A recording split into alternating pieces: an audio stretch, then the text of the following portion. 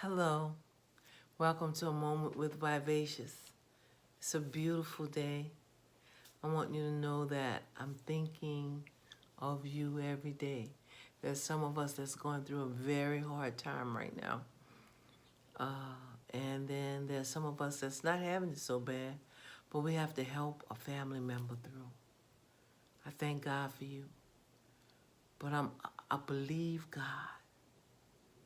I believe when I wrote those words in my poem to describe myself, and I said, I'm pushing through the pain of the process. The only way to get through victory is to push through the pain. You know, when a woman is pregnant, she carries that baby for so long.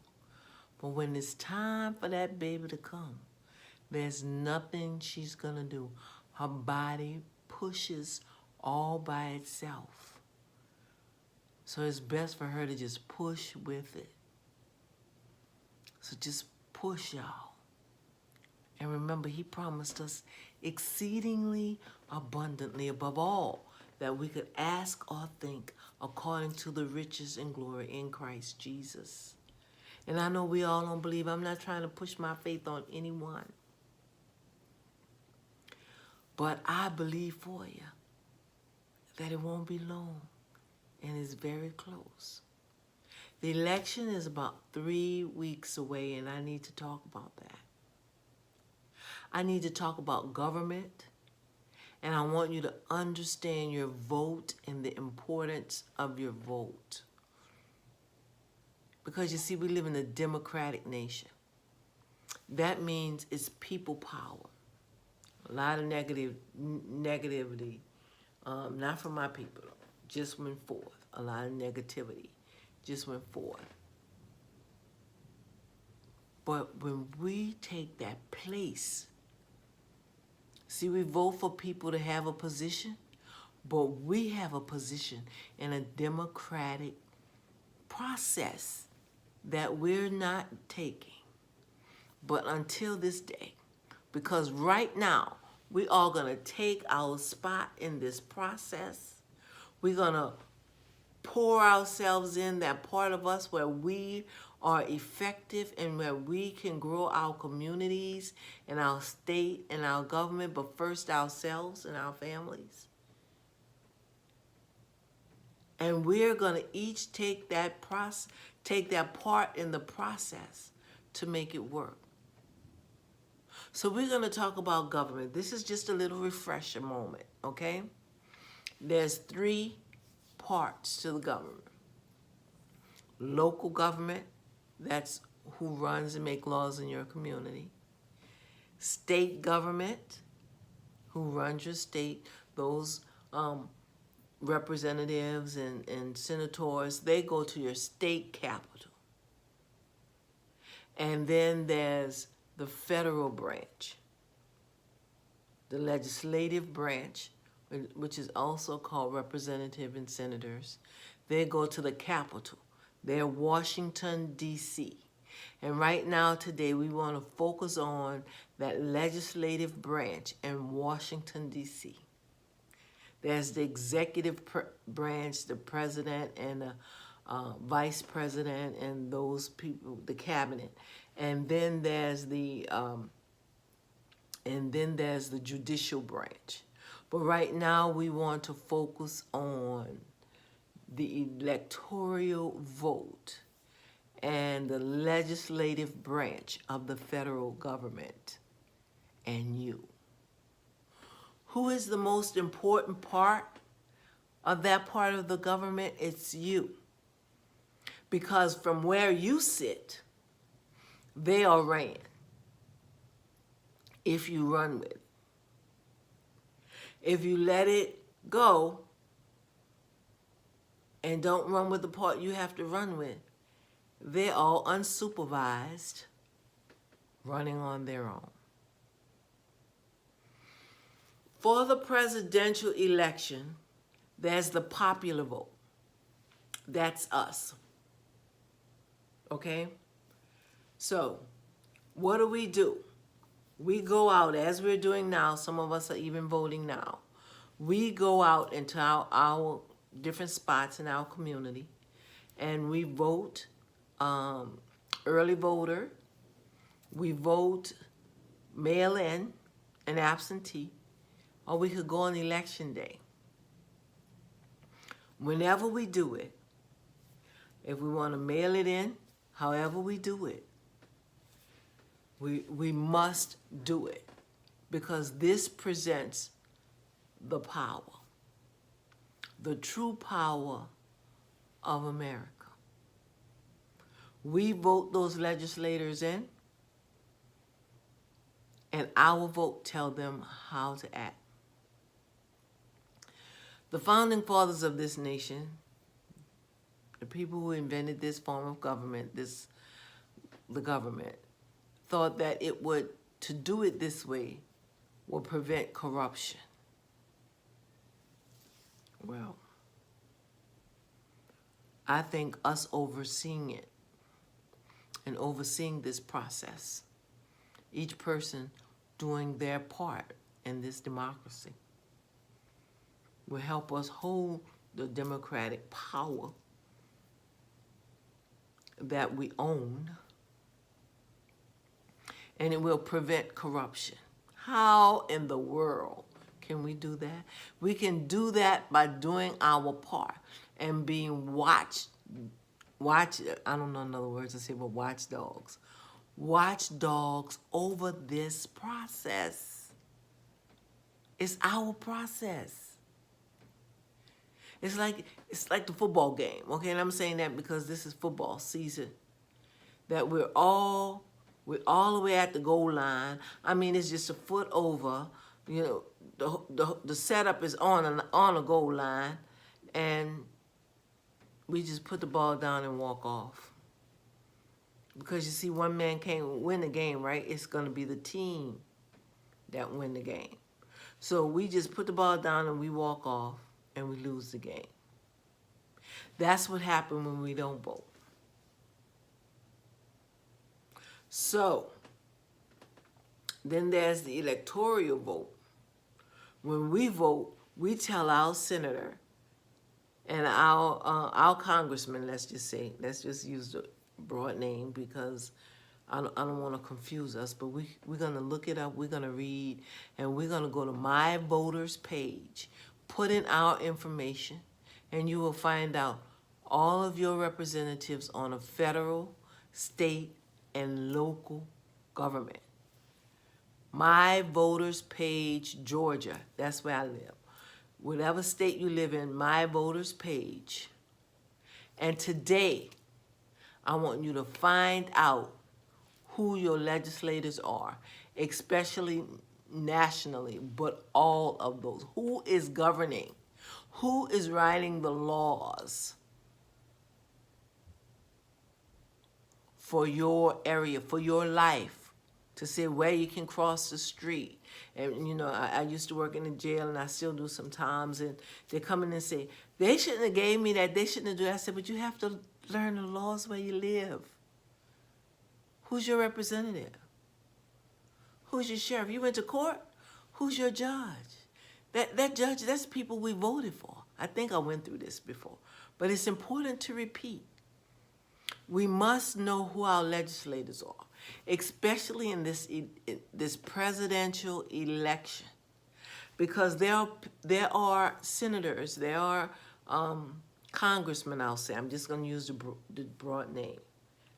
There are congressmen that sometimes, like, let's use this example. We won't be talking in the air. We're going to get specific. In 2016, when Hillary Clinton ran against President Trump, selective amnesia, when she ran against President Trump, there were 10 faithless people, congressmen, legislators, that didn't vote like they should have. How should they vote? Their vote should represent their constituents' vote. So my congressman, not state, federal representatives, my congressman's should look just like the votes that came out of his district, out of his area. But they use their consciousness as an excuse to vote for someone other than who their constituents voted for, because they think that this person wouldn't be fit to be a president. So they vote, they make up a vote, they vote for John Lewis or whatever, make up a name. Look, Hillary lost for about 5 votes, about 7 votes, 5 to 7 votes. In totality, there's 538 electoral votes. So the voter must have at least 270 votes. 270 electoral votes to win. And I think Hillary, I don't want to call a number, but she had somewhere in the 260s. That's how close it is. So you have to do your work. The first work is to go out there to direct your electoral vote. If you don't vote, they can do what they want to do. If you vote, they have to follow your vote. And then you have to hold them, whoever that person is, you have to hold them accountable. I'm going to read a phone number. This phone number is to the United States Capitol switchboard. And you will give them the number of your district. And where do you find that? On my voters page, whatever state you're in, Louisiana, California.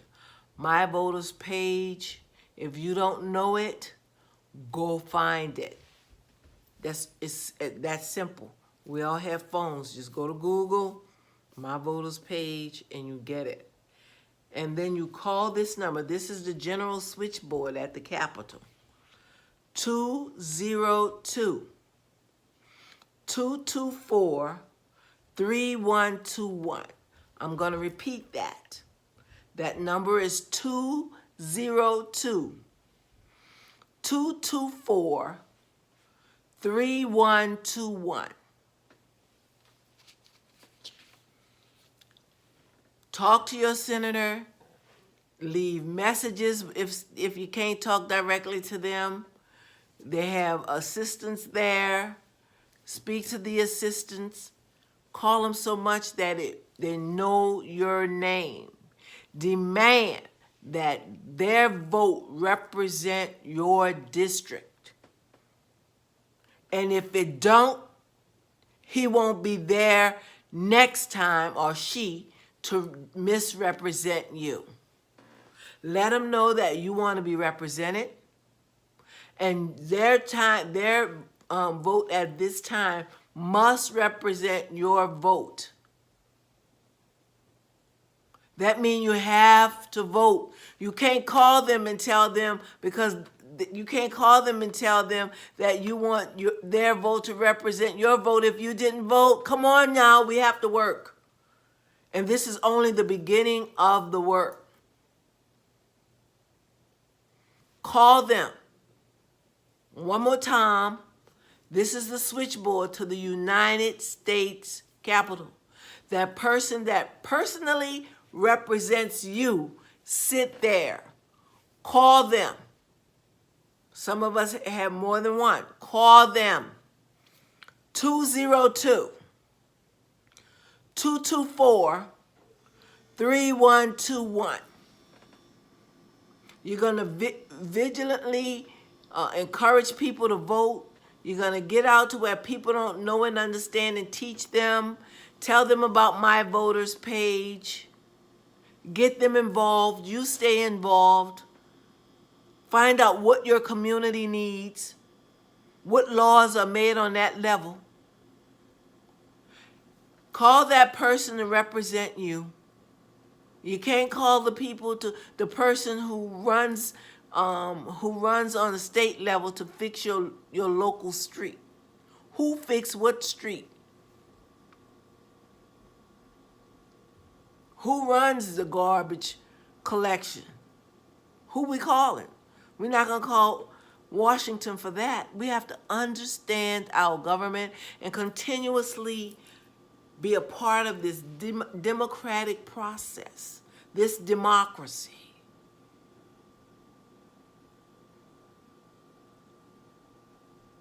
My representative's office know me by both of my names. I call so much because this is very important to me, and I believe it's very important to our future. Let's get involved. If you have any questions or if I could help you in any way, contact me at Vivacious Speaks, 2 S's, VIVACIOUSSPEAKS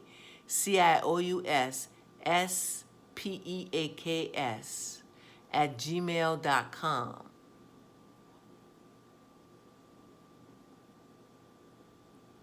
Contact me and I'll be of any assistance for you that I can. Or I'll put you in contact with who you would need to be in contact with. But we must take this stand. We must fight. We must push through the pain of this process, even though we have a lot of processes that's going on. We got to push through because favor is waiting for us with every push. May God bless you. See you next time. Vote and call your senator.